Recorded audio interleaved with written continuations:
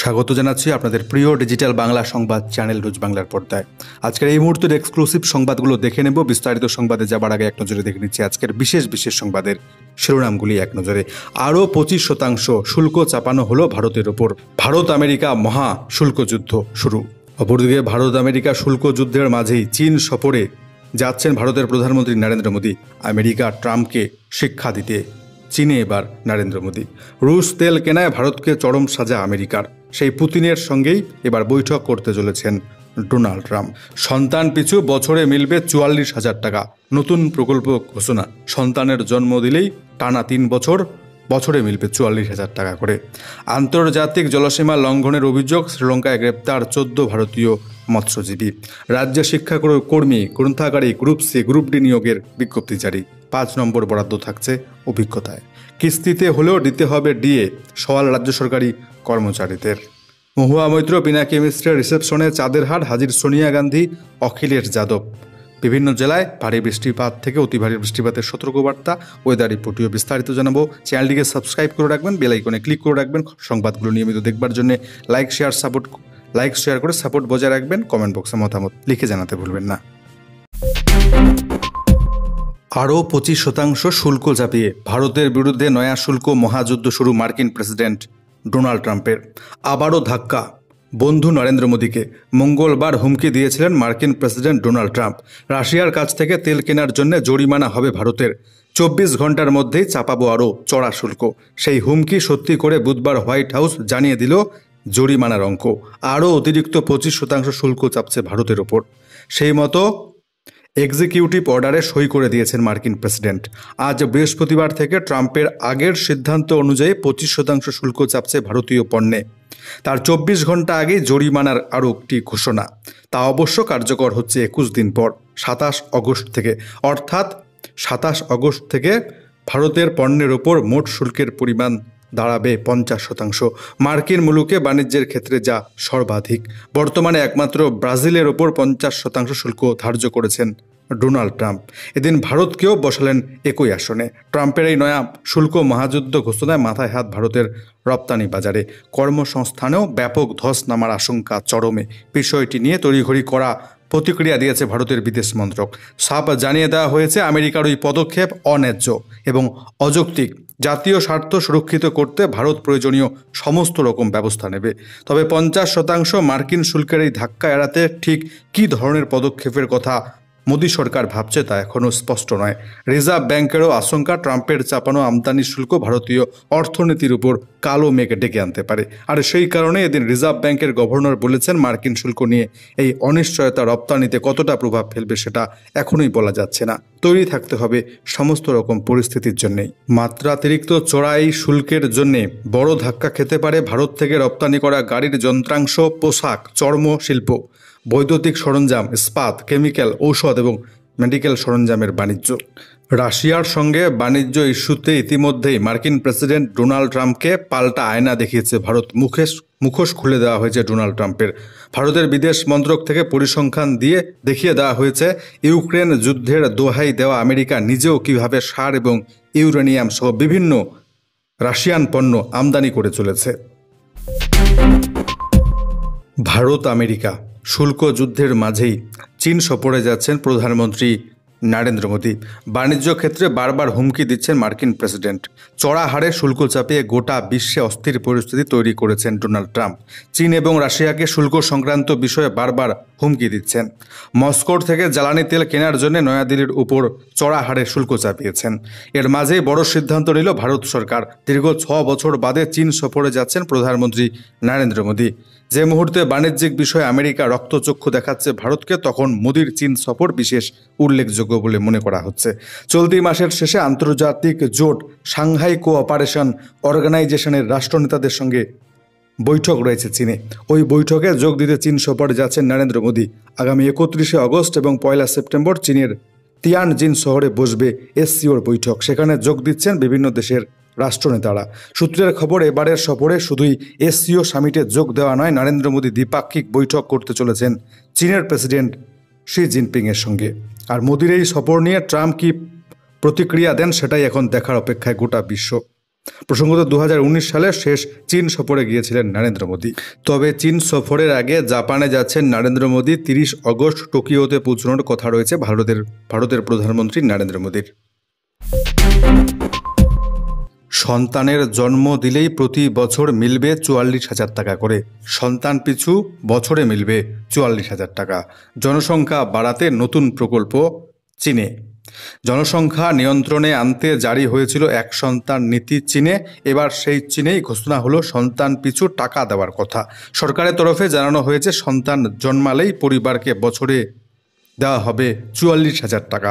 3 বছর বয়স পর্যন্ত এই সহায়তা দেওয়া হবে। জানা যাচ্ছে চলতি বছরের শুরু থেকেই ওই নিয়ম চালু করেছে চীন সরকার।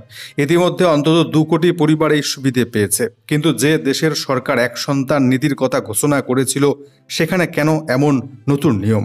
কারণটা সহজেই অনুমেয়, জনসংখ্যার গ্রাসরোধ।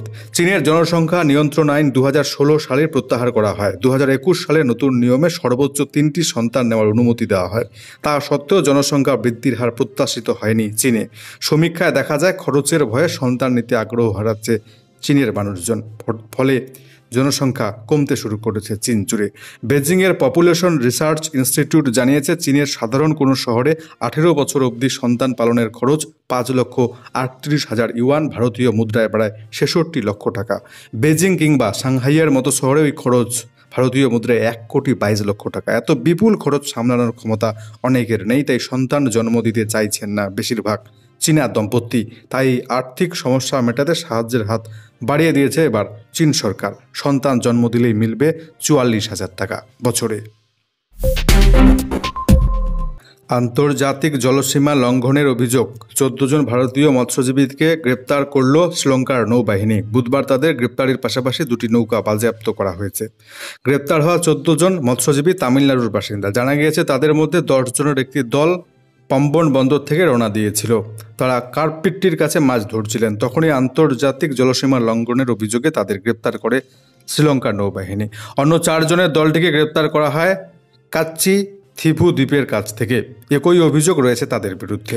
প্রসঙ্গত দ্বীপরাষ্ট্রে জেলবন্দি ভারতীয় মৎস্যজীবীদের সংখ্যা নেহাত কম নয়। গত বছর বিদেশমন্ত্রী এস জয়শঙ্করের কাছে ওই বিষয়ে একটি চিঠি দিয়েছেন তামিলনাড়ুর মুখ্যমন্ত্রী এম.কে. স্ট্যালিন। সেখানে তিনি আর্জি জানিয়েছেন শ্রীলঙ্কার হাতে ধৃত মৎস্যজীবীদের দ্রুত মুক্ত করা হোক। স্ট্যালিন আরও জানান, একের পর এক গ্রেপ্তারির ঘটনায় আতঙ্কে ভুগছেন মৎস্যজীবীরা। জীবিকা নিয়ে অনিশ্চয়তা তৈরি হচ্ছে তাদের মধ্যে। রাজ্যে গ্রুপ সি, গ্রুপ ডি শিক্ষাকর্মী গ্রন্থাগারিক পদে নিয়োগ। অভিজ্ঞতায় বরাদ্দ থাকছে 5 নম্বর। শিক্ষক নিয়োগের প্রক্রিয়া শুরুর পরে এবার শিক্ষাকর্মী গ্রুপ সি, গ্রুপ ডি গ্রন্থাগারিক নিয়োগের বিধি তৈরি করল স্কুল শিক্ষা দপ্তর। ক্লার্ক পদে 60 নম্বরের ওএমআর ভিত্তিক লিখিত পরীক্ষা হবে। একাডেমিক স্কোর থাকছে সর্বোচ্চ 10 নম্বরের। আর যোগ্য শিক্ষকদের মধ্যে শিক্ষাকর্মীদের জন্য অভিজ্ঞতার জন্য নম্বর থাকছে। প্রতি বছরের জন্য বরাদ্দ থাকবে 1 নম্বর, সর্বোচ্চ 5 নম্বর পাওয়া যাবে। ইন্টারভিউয়ে 25 নম্বর বরাদ্দ। তার মধ্যে মৌখিক সাক্ষাৎকারে 10 নম্বর, কম্পিউটার টাইপিং স্পিড এবং কম্পিউটার সার্বিক দক্ষতার জন্য 15 নম্বর বরাদ্দ থাকছে। গ্রুপ ডি পদে ওএমআর ভিত্তিক লিখিত পরীক্ষা হচ্ছে 40 নম্বরের। অভিজ্ঞতার জন্য বরাদ্দ 5 নম্বর। ওরাল ইন্টারভিউ রাখা হয়েছে 5 নম্বর। লাইব্রেরিয়ান পদে লিখিত পরীক্ষার জন্য থাকছে 75 নম্বর। এটিও ওএমআর ভিত্তিক পরীক্ষা। পেশাগত যোগ্যতার জন্য রয়েছে 10 নম্বর। এর মধ্যে লাইব্রেরি সায়েন্সের ডিগ্রিও রয়েছে, তাদেরও সর্বোচ্চ 5 নম্বর দেওয়া হবে অভিজ্ঞতার জন্য। মৌখিক ইন্টারভিউয়ের বরাদ্দ থাকবে 10 নম্বর। অপরদিকে 7 এবং 14 সেপ্টেম্বর মাধ্যমিক এবং উচ্চ মাধ্যমিক স্তরের শিক্ষক নিয়োগের লিখিত পরীক্ষা ঘিরে একগুচ্ছ নির্দেশিকা জারি করেছে রাজ্য সরকার। কিভাবে প্রশ্ন উত্তরপত্র পাঠানো হবে, কোন সময়ের মধ্যে লাউড স্পিকার ফটোকপির দোকান বন্ধ রাখতে হবে, সব বলা হয়েছে। এসএসসির কেন্দ্রীয় কার্যালয় সহ সবকটি রিজিয়নের নম্বর প্রকাশ করে যে কোনো সমস্যায় যোগাযোগ করতে বলা হয়েছে। মহুয়া মৈত্র, পিনাকি মিশ্রের রিসেপশনে চাঁদের হাট, হাজির সোনিয়া থেকে অখিলেশ।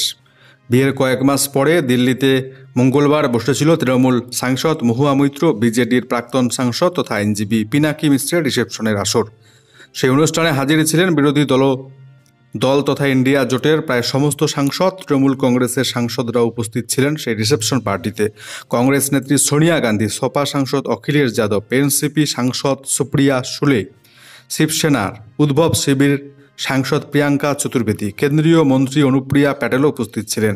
দিল্লির একটি 5 তারা হোটেলে ছিল রিসেপশন। উপস্থিত ছিলেন তেলেঙ্গানার মুখ্যমন্ত্রী রেবন্ত রেড্ডি, পাঞ্জাবের মুখ্যমন্ত্রী ভগবন্ত মান। তৃণমূল সাংসদ মহুয়া মৈত্র পরেছিলেন লাল শাড়ি, সঙ্গে মানানসই সোনার গয়না। অন্যদিকে পিনাকিও সাবেকি সাজ ধুতি পাঞ্জাবি পরে নজর কেড়েছেন এদিন।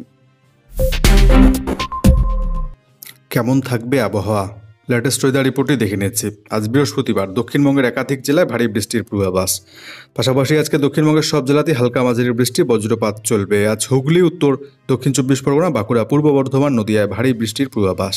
এই জেলাগুলিতে 7 থেকে 11 সেন্টিমিটারের মতো বৃষ্টিপাত হতে পারে। বাকি জেলাগুলিতে হালকা মাঝারি বৃষ্টিপাত চলবে, সাথে 30 থেকে 40 কিমি বেগে ঝোড়ো হাওয়া বইতে পারে।